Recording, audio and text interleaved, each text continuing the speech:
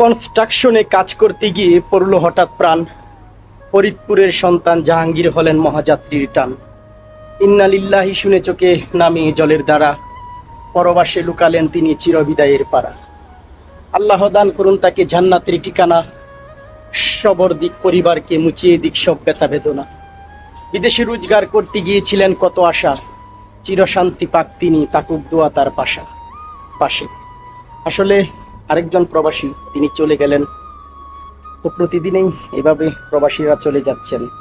কত আশা আকাঙ্ক্ষা নিয়ে একজন প্রবাসী প্রবাসে যায়, কিন্তু এরপর স্ট্রোক করে বিভিন্ন কাজে গিয়ে বিভিন্নভাবে অশান্তিতে, চিন্তায়, বহুত কারণে মানুষ প্রবাসীরা ইন্তেকাল করতেছে, মারা যাচ্ছে।